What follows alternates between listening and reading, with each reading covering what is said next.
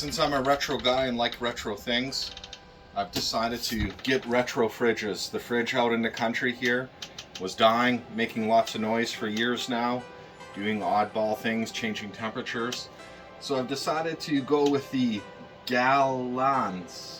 I'd prefer if it was called Galanz, like the Mitsubishi vehicle. However, let's bring it in and open it up. These are on sale. Normally, I believe they're like 600 or 700 Canadian.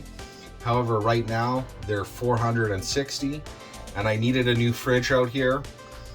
And these are fairly small. They're only 7.6 cubic feet.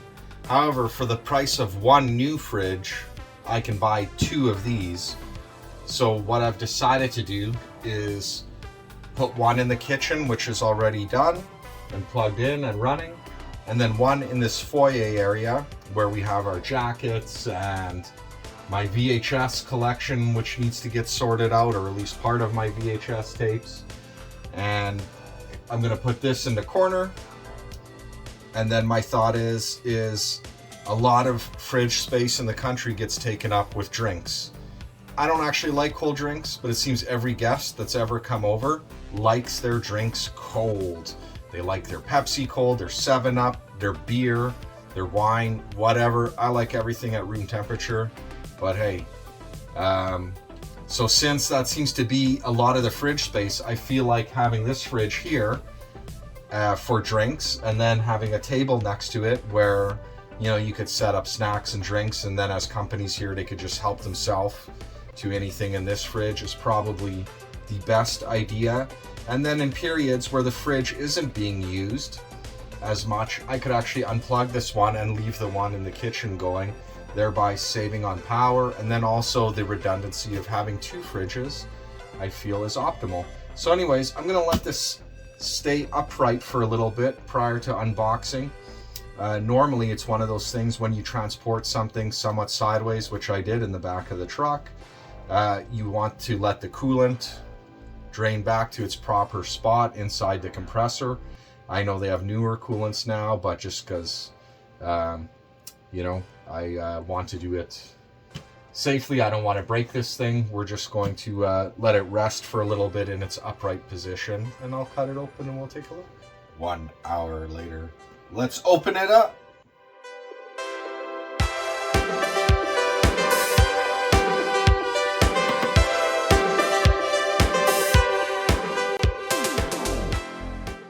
In the other fridge that I'd put into the kitchen, this piece was in there, just loose on the compressor. And I thought it was perhaps something protective to protect the compressor during shipping. Looking at the second fridge, however, I noticed that it's actually a drip tray, seeing how it's glued onto the compressor. And there's a little hose thing that comes out, and I guess if there was excess humidity in there, that it would drip out into this tray and then eventually evaporate. So seeing that, I'm gonna have to take everything out of that fridge and somehow affix this to match this one. And that is kind of one of the things, honestly, when you buy things made in China, usually it tends to be lower quality, and I mean, it was at a discount price, so I'm not too upset or concerned about it.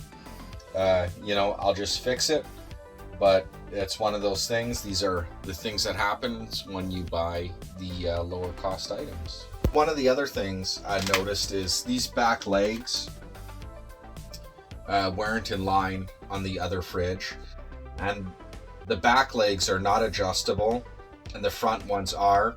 I think my previous fridge, after seeing how the tray was knocked off and the back legs aren't alignable and the fridge rocks no matter what, must have been damaged somehow or whatever. But on this one, as a precaution, I'm going to put a couple of these underneath these back divots here, just in case it's a little bit out, and then I can use the front legs to adjust. And over time, these will, you know, compress and just kind of keep the fridge balanced and hopefully stop it from rocking like the other one.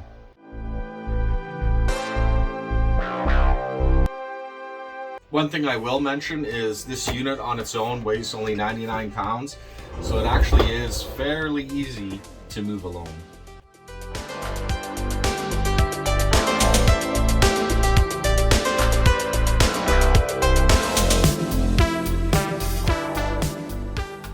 As I was mentioning earlier, I bought 2 of these, as at the moment these are for sale for about 460 bucks. I bought them at Canadian Tire in Canada.